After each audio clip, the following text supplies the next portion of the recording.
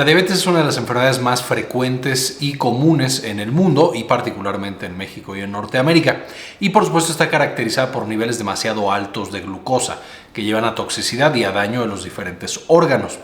Para esto ya tenemos algunos medicamentos, sin embargo me pareció importante el día de hoy platicar. Sin embargo, también es importante entender algunas maneras naturales de bajar la glucosa, ya sea para hacerlas de manera aislada o junto con el tratamiento farmacológico y las demás intervenciones para un buen control de la diabetes. Entonces hoy vamos a considerar estas 5 estrategias para los pacientes que padecen diabetes. Tenemos que hacer más ejercicio, naturalmente va a llevar a niveles más bajos de glucosa. Esto particularmente si nos está llevando a este consumo de la glucosa y a que el músculo crezca, siendo el músculo una de las principales estrategias para el consumo de la glucosa, para almacenar la glucosa en el cuerpo y por supuesto para regular los niveles de esta sustancia. Realmente el ejercicio a cualquier hora es bueno para este propósito, sin embargo el ejercicio después de comer ligero, por ejemplo el caminar, ha mostrado tener un buen efecto sobre la glucosa postprandial, es decir, después de comer. Y por supuesto es algo bastante sencillo de hacer, caminar un rato después de comer. Sin embargo, más importante todavía es ejercicio de pesas, es decir, ejercicio que sea intenso sobre los músculos y que lleve a su crecimiento o a mantener una buena estructura muscular. Para esto la recomendación son 150 minutos por semana, de nuevo a cualquier hora, no tiene que ser a una hora específica, y esto nos ayuda a tener mayor estabilidad todavía en nuestros niveles de glucosa.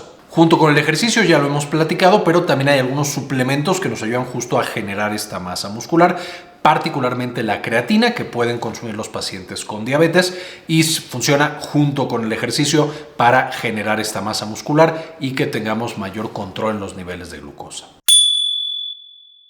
La comida que nosotros consumimos también es importante para esto es control de la glucosa, no solamente el nivel de glucosa que estamos comiendo, la cantidad de glucosa, sino también algunas otras cosas asociadas. Aquí necesitamos asegurar que estamos consumiendo una buena cantidad de macronutrientes, es decir, de carbohidratos, entre ellos la glucosa, a un nivel razonable, es decir, no muy alto, ya de ahí vamos a tener una mejoría en nuestros niveles, pero también lípidos y proteínas.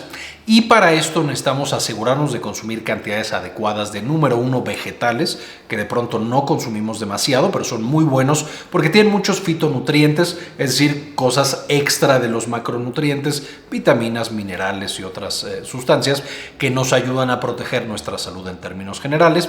Y aparte van a tener fibra, que vamos a hablar ahorita, es muy importante. Número 2, se pueden consumir por supuesto frutas, pero idealmente elegir las que tengan niveles bajos de glucosa, porque esto nos va a hacer más sencillo el control de nuestra diabetes. Número 3, por supuesto granos, diferentes tipos de granos. Y la razón por la que estos 3 alimentos particularmente, los vegetales, las frutas con baja glucosa y los granos, nos ayudan al control de la glucosa en sangre es debido a que tienen fibra soluble. La fibra soluble justamente es una sustancia que no es tan fácil que nosotros hagamos la digestión y absorbamos, de manera que funciona un poco como una esponja de glucosa y de otras sustancias como el colesterol en el intestino. Y esto nos lleva a que, uno, tengamos, ya después de que comimos, una sensación de saciedad más importante, es decir, estamos más saciados y entonces comemos un poco menos, pasamos más tiempo saciados, entonces vamos a tardar más tiempo en volver a comer. Y número 3, absorbe, como mencionaba, muchos de estos nutrientes en esta masa de fibra soluble y no permite que pasen a la sangre. De manera que debido a estos 3 factores, la fibra soluble es súper importante para el control de la glucosa en sangre. Específicamente, las mujeres tendrían que estar consumiendo 25 gramos de fibra soluble al día y los hombres 35 gramos de fibra soluble. Si consumimos más fibra soluble, no hay ningún problema, es bastante segura, solo lo máximo que puede llegar a pasar es un poco de malestar abdominal y un poco de gases, pero aumentar la cantidad de fibra soluble puede ser una gran estrategia para disminuir los niveles de glucosa y no preocuparnos demasiado por este evento. Una buena calidad del sueño es extremadamente importante. El sueño, por supuesto, va a permitirnos descansar, reparar diferentes tejidos como el cerebro, como los músculos, como el hígado, etcétera, etcétera.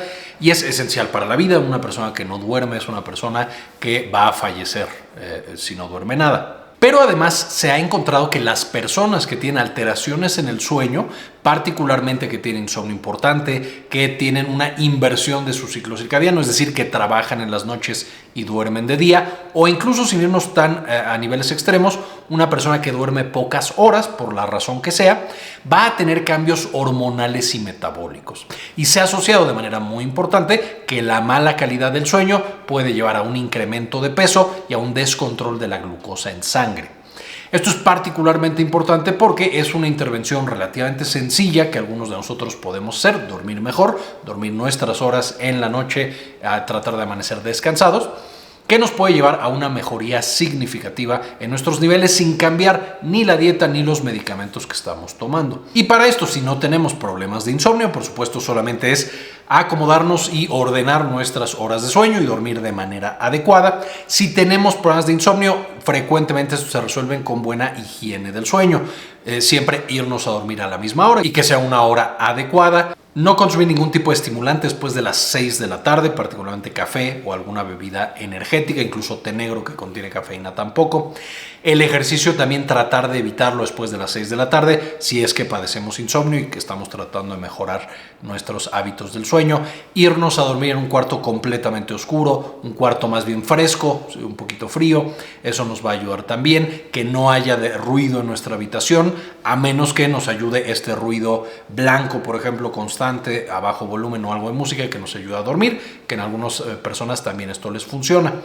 Con todo esto, usualmente mejoran nuestros hábitos del sueño. El agua simple, sin saborizantes, por supuesto, nos va a ayudar demasiado porque al nosotros tomarla se absorbe y diluye la cantidad de glucosa que tenemos en sangre. Y si los niveles están muy elevados, incluso nos puede ayudar a eliminar la glucosa a través de la orina. Entonces, el tomar más agua definitivamente va a ser algo muy bueno para nuestra salud y particularmente para los niveles de glucosa. Aquí, 2 litros es como la recomendación tradicional. Sin embargo, podemos llegar a tomar de manera bastante segura hasta 3 litros o más en algunos pacientes. Y lo único que tenemos que asegurar es que sea agua simple, sin ningún saborizante.